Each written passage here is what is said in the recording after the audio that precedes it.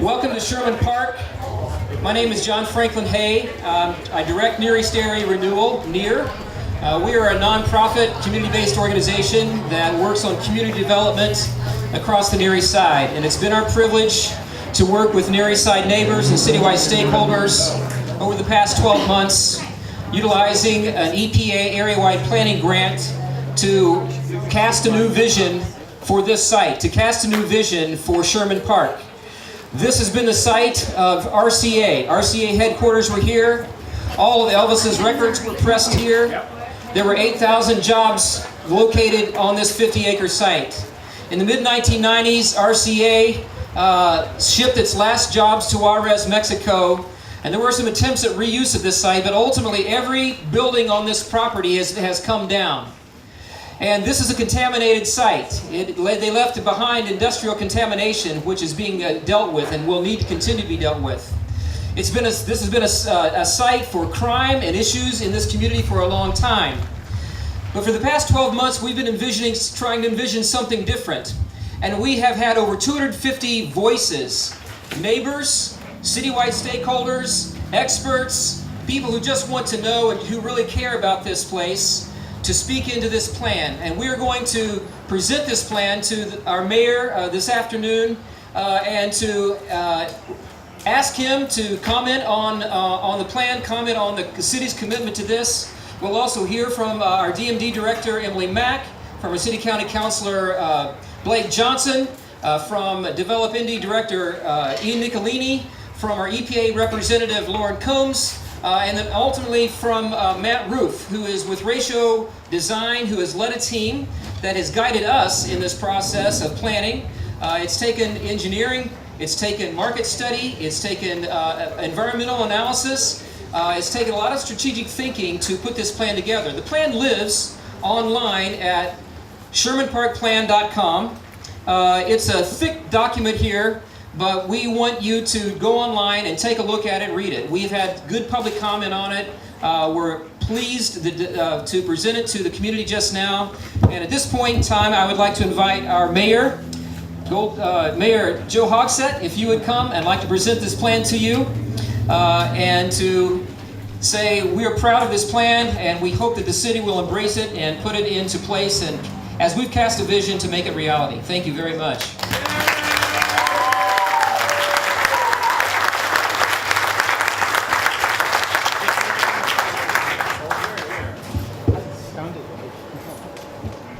A little light reading. John, thank you. Not just for today, but for every day. Here, here. The east side of Indianapolis is a much different place because of you and the great organization that you represent.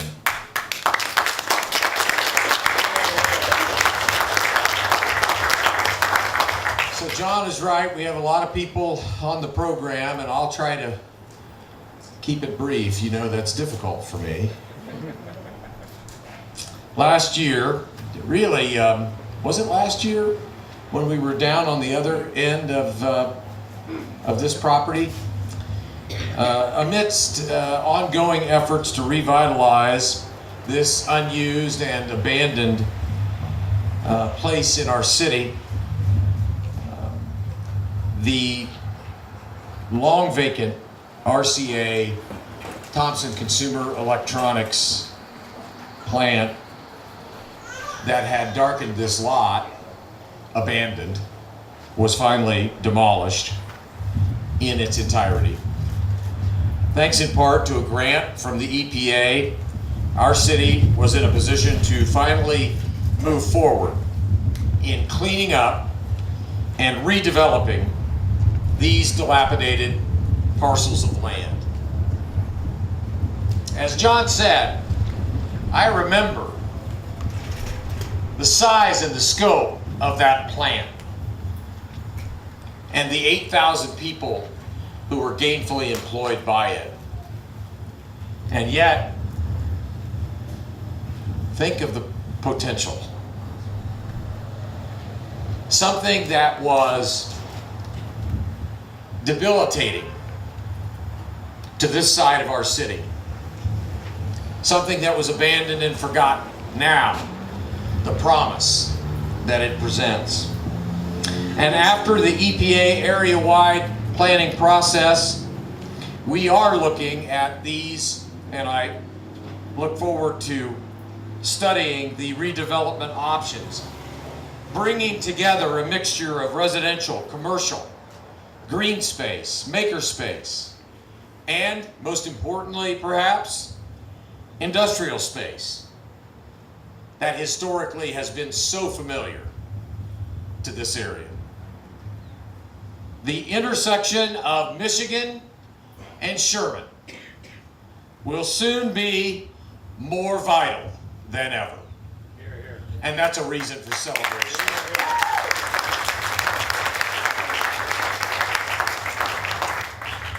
And it is all due to an active partnership with our longtime East Side residents through the Near East Area Renewal Group. Block by block, the people who make up this community are investing in it. The future of this site.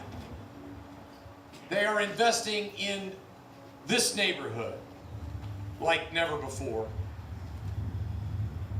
The truth is, and I'll close with this, nobody believes in a neighborhood. Nobody uplifts a neighborhood quite like the neighbors themselves.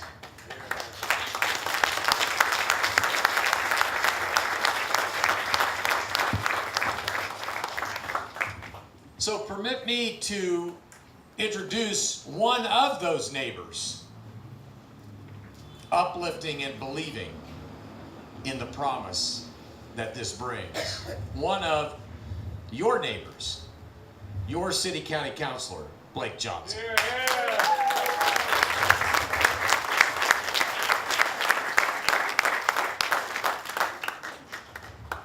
I hate following the mayor, so I'm not going to say much at all. I'm going to say two things.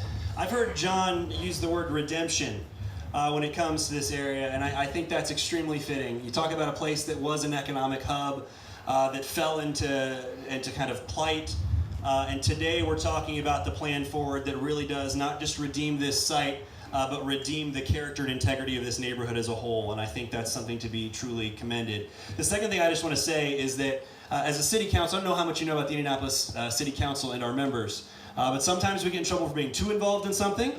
Sometimes we get in trouble for not being involved at all in something. And I'll tell you that my approach has always been, when it comes to John and with James Taylor, that I'm going to stay out of the way until they tell me what they need, because they are leading in a way that is so extraordinary that there's no way I'm not going to screw that up if I get involved.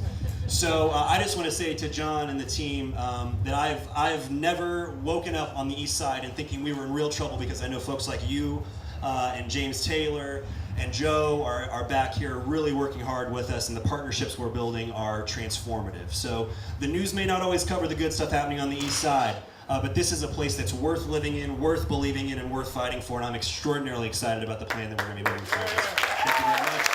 I have the pleasure of introducing another East Sider who is doing extraordinary work for the city, and that is the Director of DMD, Emily Mack.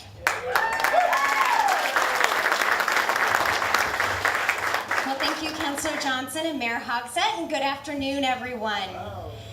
So while today is about the future of this site, I wanted to take just a moment to reflect on its rich manufacturing and employment history, because it helps us understand its vital importance to the Near East Side and to the city as a whole. And it's what helps inspire and motivate us to work each and every day to rebuild and to redevelop this key anchor. So almost a century ago, in 1921, the Westinghouse Lamp Company chose this site, surrounded by bustling neighborhoods, to open their new incandescent light bulb factory. And 9 years later, in 1930, the Westinghouse plant was acquired by the fast-growing and prosperous RCA company. And within 10 years, RCA had built several other manufacturing plants on this site to produce radio broadcasting equipment, phonograph records, and sound equipment for the fast-growing motion picture industry. And so over the next several decades, RCA built additional plants, and they continue to be a major economic engine in this area, producing thousands upon thousands of records and radios and televisions. And in its heyday, over 8,000 people came here day in and day out. Can you imagine that? 8,000 people on this site working and stamping out Elvis Presley 45s. But like so many manufacturing industries of its time, employment at the RCA plant declined in the 70s and 80s, and by the mid-1990s, manufacturing and production here had largely shut down and relocated. And by the early 2000s, most of this 50-acre site was empty and vacant, and crime and blight were prevalent. 6 years ago, in 2012, this property ended up in tax sale. And that's when DMD really had the opportunity to truly step in and use all of our tools and resources in an effort to clean up this site and put it back into productive use. So DMD acquired the site, and we immediately set to work demolishing the buildings, removing numerous contaminated tanks, and remediating the area. To date, in partnership with the EPA, DMD has invested almost $1.8 million cleaning up this site. And then, in 2017, we had the opportunity to partner with our friends at NEAR, and they were awarded a US EPA Brownfield Area-Wide Planning Grant. And that's when we really began collaborating and envisioning the future of this site. So this is certainly not a plan to sit on the shelf. I'm happy to say that before the ink was even dry on this plan, DMD staff and our partners began working on implementation. And so today, I'm really excited to announce that we're in the very early stages of planning and designing over $10 million worth of new infrastructure, including streets and sidewalks and drainage for this entire 50-acre site.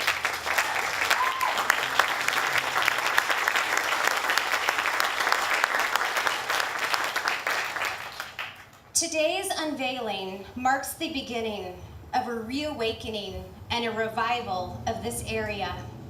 And on behalf of DMD, we're so excited to work with our partner groups and organizations to create a bright, new, sustainable future for this site. And now it is my pleasure to introduce the Vice President of Economic Development for the Indianapolis Chamber, Ian Nicolini. Thank you, Emily. I'm Ian Nicolini, and I have the pleasure of getting up every day and thinking about how we implement plans like this. And we get to do that because we have support of a great mayor who's focused on strengthening neighborhoods and making plans, not paperweights, but making them a reality. And that's a really exciting opportunity for somebody like me, who's super spastic about doing this kind of work. And I'll talk a little bit about some of the details in a second. But economic development is a little bit different than the traditional growth metrics that we think about. We think about new jobs, we think about capital investment. This is actually economic development, working together as a neighborhood to develop a plan, working with a variety of partners, units of government, business owners, community members, to build capacity where it didn't exist before. That's economic development. That's the good stuff. The jobs, the opportunities, that comes from the developmental process. Today we kick that off on a site that, quite frankly, should make all of you extremely excited about the potential for this to redevelop and for this plan to come to fruition. I will tell you that in the last 2 weeks I've given out more website addresses at ShermanParkPlan.com than I have business cards. We are thank you. We are talking with a number of stakeholders And we were talking about not only the potential for this site to be developed in accordance with this plan, but how clustering strengthens innovation. How the support of a neighborhood can come and support businesses that grow here. How the local workforce can inform the working populace here. That's economic development. That's the good stuff. That's what I'm really excited to get a chance to work on. And so we've already started. Emily's point earlier about getting going on this, we weren't going to wait. This is way too exciting.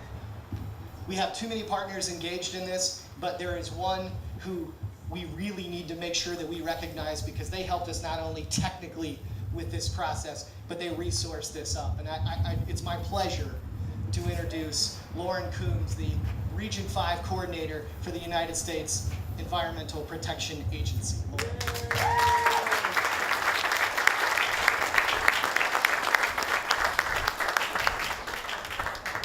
Hello everyone, thank you so much for having me.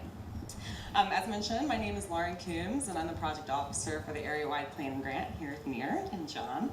On behalf of the United States Environmental Protection Agency, I would like to thank and congratulate NEAR on their expedited use of brownfields funding to develop a comprehensive neighborhood plan, with Sherman Park being a central player. At the core of the brownfields program is land revitalization and putting previously contaminated properties back into productive use. Reusing cleaned up sites protects public health and the environment by preventing sprawl, preserving green space, and reinvigorating communities. We appreciate the partnership with John and his team at NEAR and the City of Indianapolis. I've witnessed firsthand the attention to detail and passion for community engagement that NEAR has shown while stewarding our funding this past year. In only a year, NEAR has engaged hundreds of local residents and stakeholders to produce the plan that not only serves NEAR East Side community and longtime residents, but will also act as a catalyst site for other development in the area, providing more jobs, safer communities, and a cleaner environment. It has personally been an absolute joy to play a small role in the great future of Community Park and NEAR East Side community. We have been in partnership with the city for a number of years, and US EPA will continue to support the city and NEAR in our capacity during the implementation stages. Thank you for allowing me to be here today and celebrate a plan for a better future for the NEAR residents. It's been a pleasure.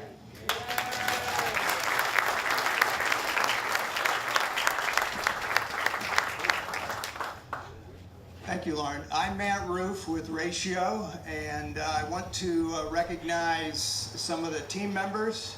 We've heard, obviously, the city is the big partner, EPA is the big partner, and couldn't have done it. I want to mention two people, Emily, from your staff that have just been outstanding. With Pierce Kirby with Brownfield. Couldn't have done it. He's been outstanding. I don't know if Pierce is here, but if anyhow, he's done a great job, and I just want to recognize him. And Aaron Shantz, who's kind of now taking it over and moving this implementation into an implementation phase. It's been great. I also want to recognize there she is, there's Erin in the back. All right, so I also want to recognize a couple of other partners that really, I've been doing economic development for a long time, 30 plus years, and it is an honor to work on this project. I want to mention two other partners, Vince Epps with Metric Environmental, if you could wave, Vince. And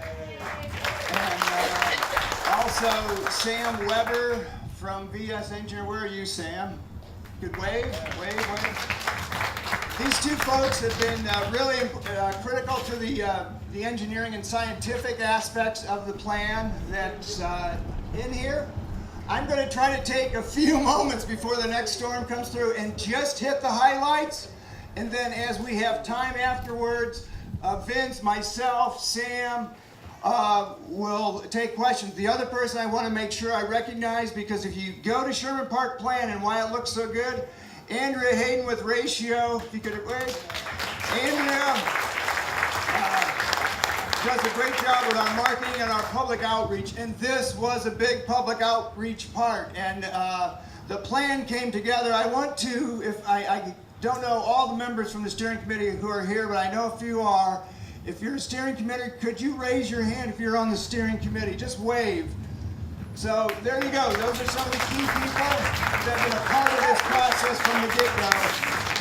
So I'm going to go through this plan fairly quickly and then answer any questions afterwards that you may have. Thank you, John. So we're going to talk about the development plan, the infrastructure aspects, the economic fiscal impacts, the implementation plan, then what's been outlined for recommendation for the city and EPA, and then next steps. And we'll try to go through this fairly quickly for everyone. So as John was mentioning, and Lauren well knows, and Pierce knows at DMD, there's contamination. So out there beyond that rise, there's a contaminated groundwater plume that's being remediated. That's actively getting solved today.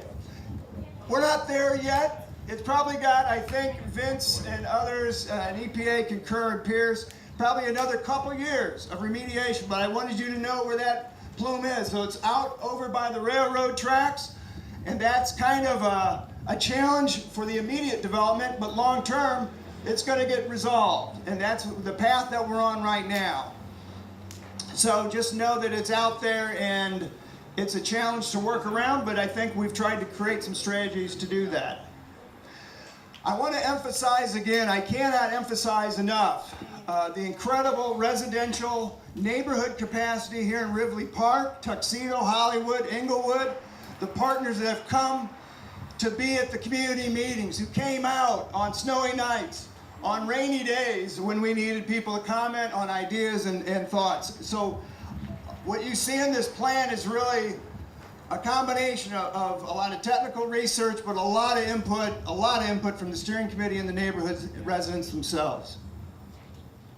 Not all of them. We looked at the major uses, and we came up with sort of the major part wanted to be manufacturing or back to light industrial. And so the big purple on the left-hand side, that's a lot of manufacturing and light industrial logistics. Probably about 40 acres is outlined out of about 50 acres. There's a small park on the west side that was part of the impetus from the neighborhood, having another area to engage for the residential neighborhoods. And then here at Sherman Drive in Michigan, really kind of back to the future. This was a hub of life for residential and a little bit of commerce here on this intersection 100 years ago. And we think by capturing a little bit of that, we're going to be able to introduce additional commercial to help support the businesses that are here as well, but also some additional residential development here as well. Not single family residential, probably multifamily. So on the west side, if you can see that, there's the park, and there's an effort to bring more manufacturing down. Amerifab, who has a wonderful manufacturing facility sort of up in the near 9th Street, is interested in working with the city, having discussions with Develop Indy about potentially making some expansions further south. To do that, we needed to move their trucks. One of the great challenges for them is they build some very, very large pieces that are manufactured, and they need to move them in the middle of the night, not when there's a lot of traffic and people about on the streets. So one of the big improvements that's being reviewed is putting in a truck access point underneath East Michigan here, bringing it up along the railroad tracks so that on the east side, if you can see, you'll have truck access along near the railroad tracks so that we don't bring a lot of truck traffic right into this area, but we handle it hopefully on the edge by the railroad track on the east side and open that up for industrial investment.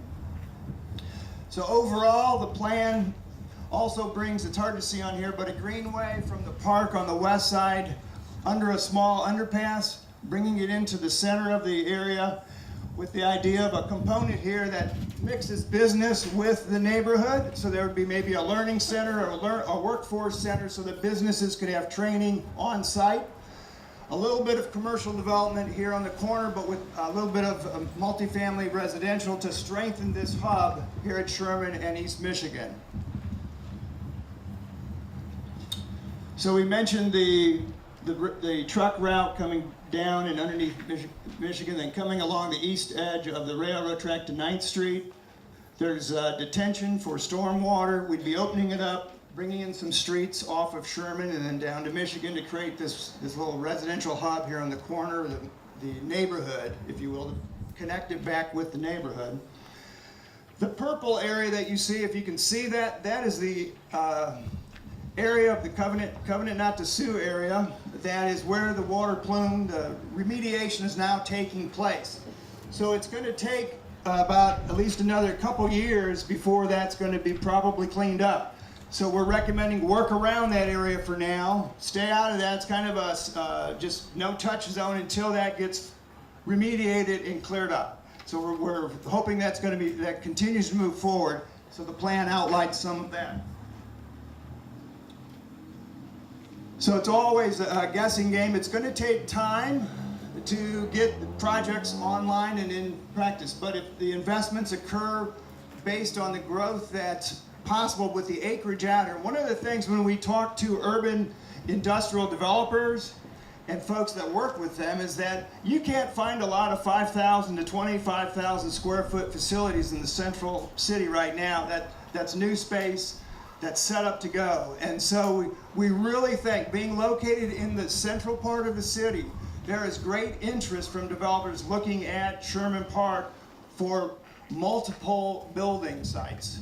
So these would be smaller manufacturers, light manufacturing, last mile distribution, and so on, that could be very, would be attracted, at least they appear to be attracted here to Sherman Park. So we're excited, but it will take time. So this is just showing that the growth, we anticipate a little over $1 million of local property taxes coming off of property and income and growth, but it will take time, about 5 to 10 years to eventually get out full development. Quickly, we see that there's a potential for about 175 to 200 residential units here in the corner with some commercial mixed in, and that would develop about 18 million, 4 million in terms of commercial, and about 25 in terms of the industrial. So the city's making some significant investments, the city and its partners at the state and federal level, but it's probably going to bring at least about $50 million of investment overall, and that's a pretty good return over a 10-year period to get that kind of investment. We think it would create about 450 to 575 jobs. That's way less than there was at one time with the 8,000, but it creates a lot of new vitality and employment here on the Near East Side, and that will have spin-off effects throughout the city. So the implementation plan, I want to introduce Greg Kiesling. If you could wave Greg. Greg is with Recycle Force. Great job that they do, a program in terms of transitioning folks, and they're looking at the northeast corner of the property and have been engaged quite a while right now in planning, and that's going to take about 7.5, 9 acres of land at the top northeast corner, and really be what, about 100,000, 75, 100,000 square feet? 105,000. Okay, I knew we were finally getting close. So okay, so about 105. So that's going to be a big piece, and that's probably will be the first big investment. And we've got on the west side industrial here coming down. We've got a park plan on the west.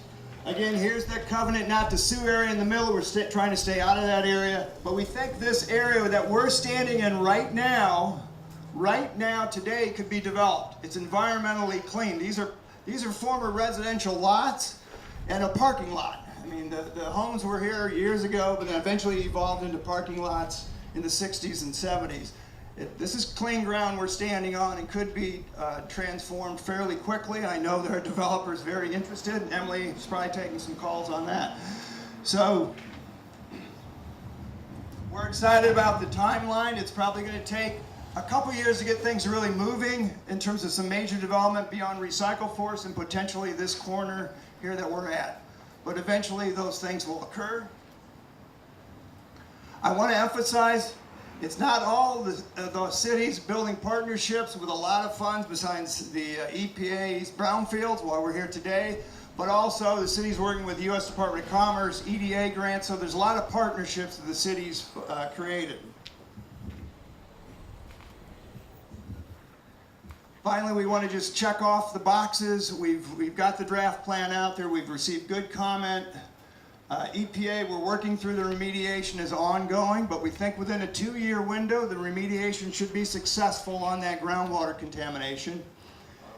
And then finally, we've got the closure going on in the draft plan. We'll get to EPA. There'll be some modifications to the environmental covenants that's set on the real estate right now, and that'll be negotiated between the city, the state, and the EPA to figure out how the development could occur prior to the whole remediation getting cleared up. And then we just recommend that the city work with its local partners, as you've heard, with the neighborhood groups, and continue building on the capacity that really has made this process really about as smooth as can be. John, would you like to finish up? Thank you. We'll be here and ask any questions afterwards.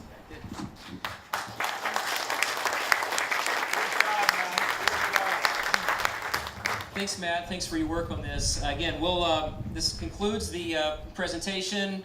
Matt, the ratio design team, the team, our NEAR team, will be available to talk. There are kinds of boards all around that represent the plans that we work through.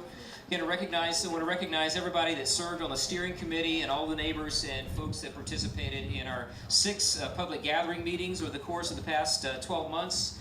We look forward to seeing development of the plan. Thanks for your commitments.